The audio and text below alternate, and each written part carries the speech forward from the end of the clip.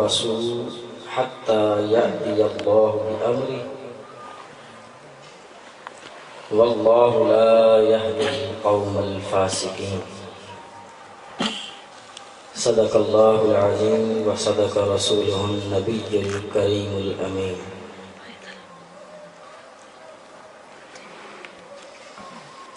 قال الله تبارك وتعالى في القرآن المجيد إن الله وملائكته يصلون على النبي يا أيها الذين آمنوا صلوا عليه وسلموا تسليما. بآواز بلند ارتفاع بحضور سرور کونین صلی اللہ علیہ وآلہ وسلم. الصلاة والسلام علیک یا سیدی یا رسول اللہ وعلى آلک واصحابک یا سیدی یا حبیب اللہ. الصلاة والسلام علیک یا محبوب رب العالمین وعلى آلک واصحابک یا رحمة للعالمین. الصلاة والسلام علیک یا رسول اللہ وعلى آلک واصحابک یا حبیب اللہ. میرے نہایت ہی واجب الاحترام بزرگوں، نوجوانوں، بچوں، اللہ جل مجدہ کا یہ بے پایاں احسان ہے. اس خالق کائنات نے ہمیں اپنے حبیب صلی اللہ علیہ وآلہ وسلم اور اہل بیت اطہار رضوان اللہ اجمعین کی محبت کی محفل سجانے کا موقع عطا فرمایا. اس کی کرم نوازی کے بغیر، اس کی نوازشات کے بغیر، اس کی عنایات کے بغیر ہم ایسی محافل میں آ سکیں یہ بھی ناممکن ہے. یہ اس کا کرم ہوتا ہے کہ جب اس نے کسی پہ کرم فرمانا ہے وہ نہ تو انسان کو موسم کی شدت کا احساس ہونے دیتا ہے، نہ دنیا کی مصروفیات کا احساس ہونے دیتا ہے. بس جب اس کو پیار آتا ہے، جب اس کو محبت آتی ہے، اور جب وہ اپنے پیاروں کی قصے سننا چاہتا ہے تو وہ لوگوں کو بستروں سے بھی اٹھا کر ایک جگہ جمع کر لیتا ہے. اس کے کرم کے بغیر یہ محافل اور ہمارا اکٹھا ہونا یہ ناممکن ہے. اور پھر آج جس محفل میں ہم شریک ہیں، ضرورت اس امر کی ہے ہر محفل اور ہر ہمارا پروگرام جو ہوتا ہے اس کا کوئی نہ کوئی پیغام ہوتا ہے. اللہ رب العزت کے یہ جتنے بھی ہم پر کرم ہے، یہ پوری کائنات انسان کے لیے ایک پیغام ہے کہ انسان اپنی حقیقت کو پہچانے، اور اس کے ساتھ ساتھ جن لوگوں نے اس کو اپنا حقیقی محبوب مانا اور پھر اس کے بعد اس کی رضا اور خوشنودی کے مطابق زندگی بسر کی، اور ساری دنیا سے کٹ کر صرف اسی کے ساتھ لو لگائی، پھر اللہ رب العزت ان لوگوں کی محبت بھی عطا فرماتا ہے اور پھر ان کا ذکر بھی کرتا ہے. آج کا یہ مہینہ پیغام ہے، پہلا عشرہ پیغام ہے، ایک ایک دن پیغام ہے، اور آج کی یہ محفل جو ہے یہ بھی آپ لوگوں کو ایک پیغام سنانے کے لیے انعقاد کی گئی ہے.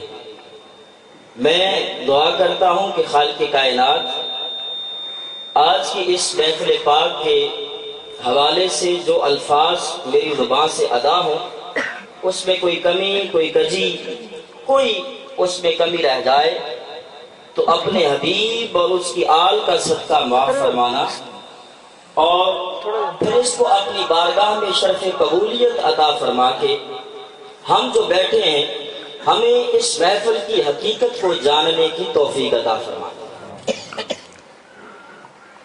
خالق کائنات نے قرآن مجید فرقان حمید پارہ نمبر 10 سورہ توبہ آیہ نمبر 24، یہ میں نے آپ کے سامنے قرآن پاک اس لیے رکھا تاکہ آج ہم علمی کشمکش کا شکار ہیں، وہ ابہام ہمارے ذہنوں سے دور ہو جائیں۔ ویسے تو اس کتاب پہ کسی کو شک نہیں اور کسی کا اس پر اعتراض نہیں، اعتراض ہے تو اس کو جو اس کو نہیں مانتا۔ اب میں نے جو قرآن پاک کی آیہ کریمہ تلاوت کی، رب کائنات نے ارشاد فرمایا، میں ایک ایک لفظ کا ترجمہ پڑھوں گا اور آپ نے بڑے غور سے اس کے مفہوم کو سمجھنا ہے۔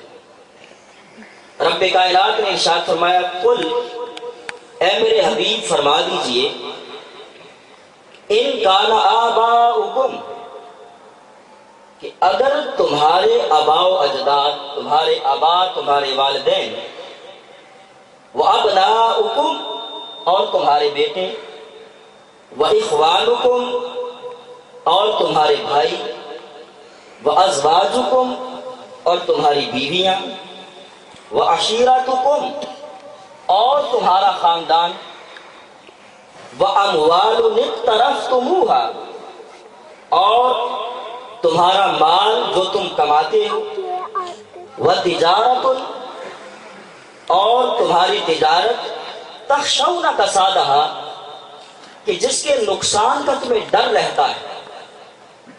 یہ سارے الفاظ سنیے گا، گن کون رہا ہے؟ بولیے ذرا، گن کون رہا ہے؟ یہ الفاظ کون کہہ رہا ہے؟ اللہ رب العزت۔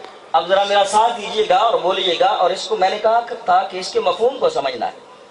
کہا تمہارے باپ، تمہارے بیٹے، تمہارے بھائی، تمہاری بیویاں، تمہارا خاندان، تمہارا مال، تمہاری تجارت۔ کوئی چیز بچتی ہے؟ کیوں جی؟ کوئی چیز بچتی ہے؟ آگے ارشاد فرمایا، وَمَسَاكِنُ تَرْضَوْنَهَا، اور تمہارے پسندیدہ مکانات۔ یہ ایک چیز رہتی تھی نا، جہاں تم رہائش پذیر ہو، تمہارے پسندیدہ مکانات، احب الیکم، اگر تمہیں زیادہ محبوب ہیں، من اللہ و رسولہ، اللہ اور اس کے رسول سے۔ یہ ساری چیزیں اگر تمہیں زیادہ عزیز ہیں، زیادہ محبوب ہیں اللہ اور اس کے رسول سے، وجہاد فی سبیلہ، یہاں تک کہ میری راہ میں جہاد کرنے سے، فتربصوا حتی یاتی اللہ بامری، تو پھر انتظار کرو کہ میرا تم پہ عذاب نازل ہو۔ یعنی اگر تم ان ساری چیزوں کو میری اور میرے محبوب کی محبت سے زیادہ عزیز سمجھتے ہو تو پھر میرے عذاب کا انتظار کرو، پھر میرے عذاب کا انتظار کرو۔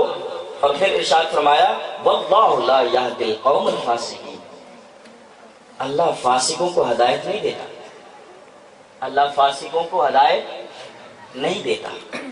یہ آیہ کریمہ میں نے تلاوت کی، معلوم یہ ہوا، اب توجہ کیجیے گا، معلوم یہ ہوا کہ اللہ رب العزت نے کائنات کی ہر چیز، کائنات کی، بولیے، کائنات کی ہر چیز کو